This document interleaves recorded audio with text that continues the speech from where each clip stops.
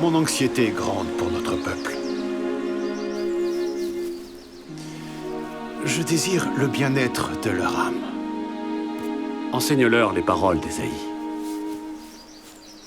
Et tu devrais leur parler, pour leur bien.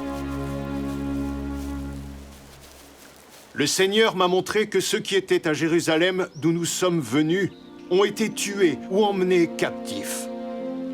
Néanmoins, le Seigneur m'a montré qu'il reviendrait encore.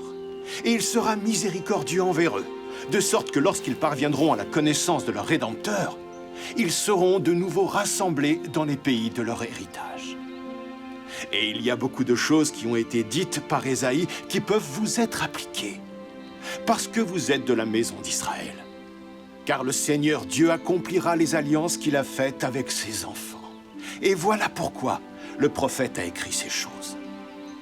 J'ai lu ces choses pour que vous sachiez quelles alliances le Seigneur a faites avec toute la maison d'Israël.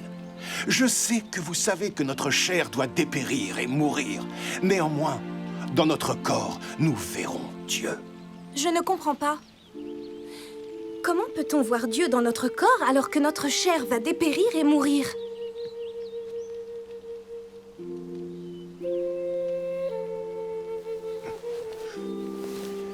Comme la mort est passée sur tous les hommes, il doit nécessairement y avoir un pouvoir de résurrection. Et la résurrection doit nécessairement être donnée à l'homme en raison de la chute. Et la chute s'est produite en raison de la transgression. Et parce que l'homme est devenu déchu, il a été retranché de la présence du Seigneur. C'est pourquoi il doit nécessairement y avoir une expiation infinie. Oh, la sagesse de Dieu, sa miséricorde et sa grâce! Car voici, si la chair ne se relevait plus, notre esprit serait soumis à cet ange qui tomba de la présence du Dieu éternel et devint le diable pour ne plus se relever. Oh, comme elle est grande, la bonté de notre Dieu qui prépare une voie pour que nous lui échappions. C'est pourquoi la mort et l'enfer vont livrer leur mort. Et l'enfer va livrer ses esprits captifs. Et la tombe va livrer ses corps captifs. Et le corps et l'esprit des hommes seront rendus l'un à l'autre. Et c'est par le pouvoir de la résurrection du Saint d'Israël. Il vient dans le monde afin de sauver tous les hommes s'ils veulent écouter sa voix. Car voici, il subit les souffrances de tous les hommes. Oui, les souffrances de tous les êtres vivants, tant des hommes que des femmes et des enfants. Et il souffre cela afin que la résurrection passe sur tous les hommes, afin que tous se tiennent devant lui lors du grand jour du jugement. Et il commande à tous les hommes de se repentir et d'être baptisés en son nom, ayant une foi parfaite au sein d'Israël.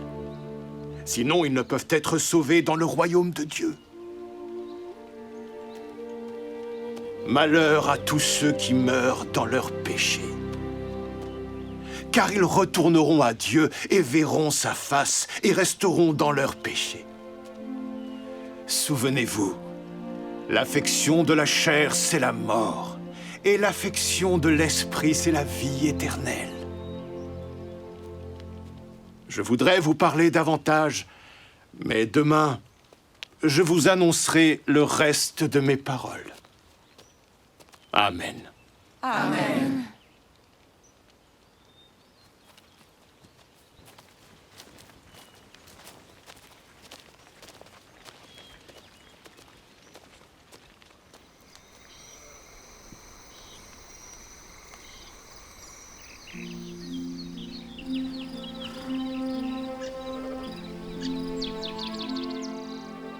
Il faut nécessairement que le Christ, car la nuit dernière, l'ange m'a dit que ce serait là son nom, vienne parmi les Juifs.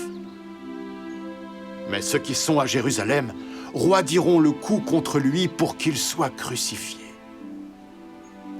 Mais voici, ainsi dit le Seigneur Dieu, que lorsque viendra le jour où ils croiront en moi, que je suis le Christ, j'ai fait alliance avec leur père qu'ils seront rétablis dans la chair, sur la terre, dans les pays de leur héritage. Étant donné que notre Dieu miséricordieux nous a donné une si grande connaissance à ce sujet, souvenons-nous de lui et délaissons nos péchés. Et ne gardons pas la tête basse, car nous ne sommes pas rejetés. Néanmoins, nous avons été chassés du pays de notre héritage. Mais nous avons été conduits dans un pays meilleur, car le Seigneur a fait de la mer notre sentier, et nous sommes dans une île de la mer. Que votre cœur prenne courage, et souvenez-vous que vous êtes libres d'agir par vous-même,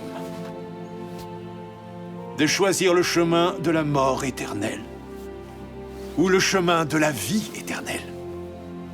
Réconciliez-vous avec la volonté de Dieu, et non avec la volonté du diable et de la chair. Et souvenez-vous, lorsque vous serez réconciliés avec Dieu, que ce n'est que dans et par la grâce de Dieu que vous êtes sauvés.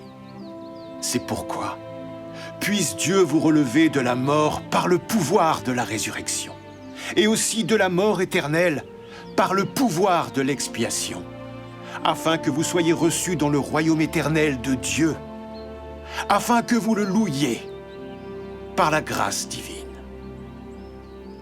Amen. Amen. Amen.